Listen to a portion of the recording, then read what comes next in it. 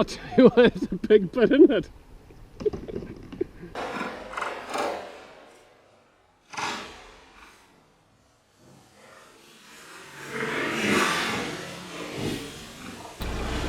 Well, back here for hopefully the last day. We've just got that one tree left and we should be done.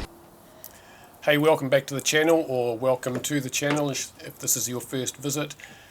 This is the third part of a three-part series, so I'm going to narrate this as we go, and there's a bit of a dramatic ending, so wait till the end. If you haven't already seen the first two parts of this series, please go back and have a look.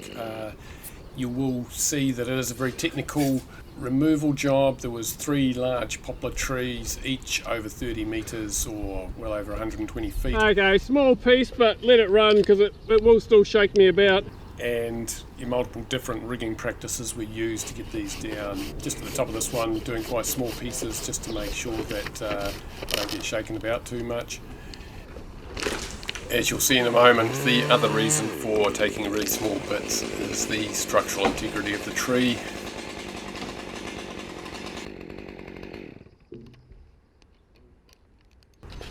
Excellent. Oh well, it must be morning tea. See the cracking in the trunk here? This is from lightning, and this is one of the main reasons that this tree and the other two were removed. They were becoming quite hazardous. This is the best bit. Actually, Hadley, your arms must be getting stronger, if they weren't already. A little bit. Great job, mate. Keep up. I'm getting really good at pulling.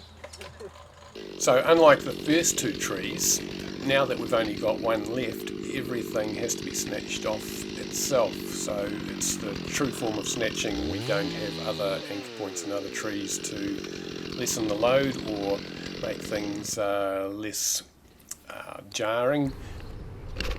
Okay, good to go now. So this is the standard setup.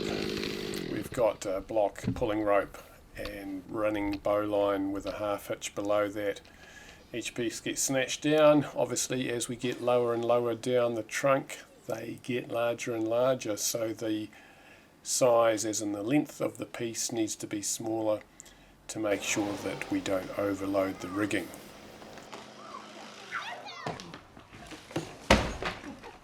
Oh my word, that's heavy. How's your back? Good. It's going to be the shape of a wheelbarrow, see?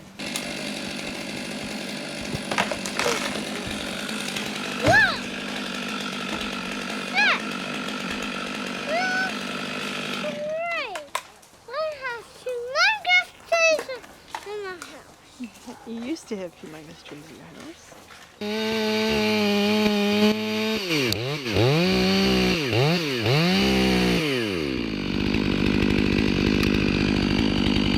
Hey, try it.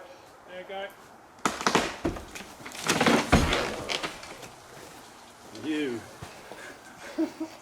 Good work, team. That was a big piece. Worked really well last time, otherwise it's hard to get the ropes out. A rigging job like this obviously can't be done without a decent crew of people helping on the ground, so thanks guys for all your help.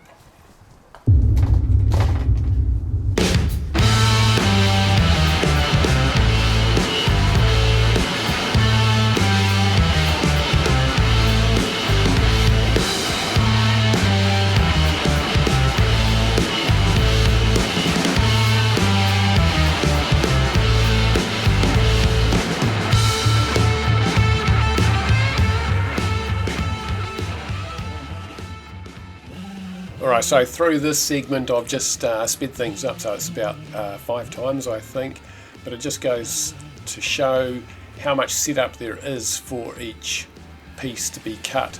So the block is set, I'm now doing the scarf. Obviously I've got a big saw at this stage, I think it's a 500i,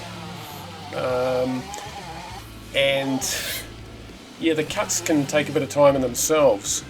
So the scarf comes out, some people call that the gob or the wedge, depends where you're from.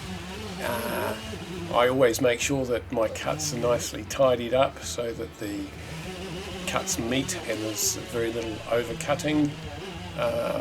Rope goes through the block here, pull enough slack through, then a stopper knot just to stop that sliding back through, all the way around the trunk above the cuts, half inch there, and then also need to go around again.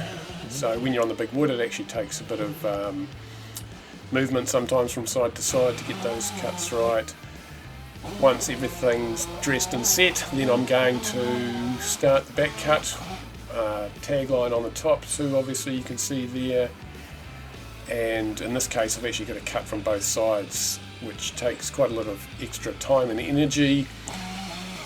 Get that back cut set up, leaving a nice little bit of hinge wood, and then guys on the ground can pull.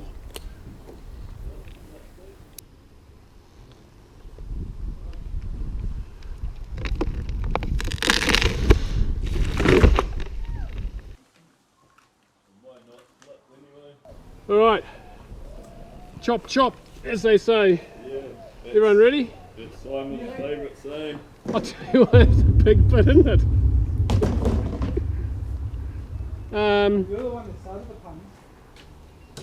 So, yeah, put a few reps on there and kind of let it run a little bit if you can, but you almost want to stop it pretty quick. Yeah, otherwise it'll hit the ground. Okay, at this point the mistakes have already been made. The decision to take a large bit is the major mistake. The instructions that I gave to not let it run too much to avoid hitting the ground, that was also my mistake. Should have let it run all the way to the ground and it wouldn't really matter as long as it didn't hit the lowering device. And the third mistake was this rope wasn't significantly strong enough to hold the weight. So we could have used another rope, or in fact I thought about this afterwards, we could have used a second rope, having a second block and a second rope, which I've never actually done that before on the one piece, as in a snatching situation like this, but in hindsight that probably could have worked. The most obvious thing is I should have taken it in two pieces, and again that was my decision. I chose to take it in one because it was nearing the end of the day, I was getting tired, basically I wanted to finish the last piece, the last cut. It's when accidents can happen. Fortunately in this case no one was hurt. I think one of the guys on the ground got a little bit of rope burn on one of his hands, but could have been a lot worse. The setup was good. The other thing that was a pain was this ended up in the bottom of the gully and we had to go down there and cut it into lots of little bits to get it out, which was, you know, that wasn't much fun at the end of the day. But I've learned from this, hopefully you've learned too. Okay, just hold it there, I'll give it a push as well. Okay. Oh.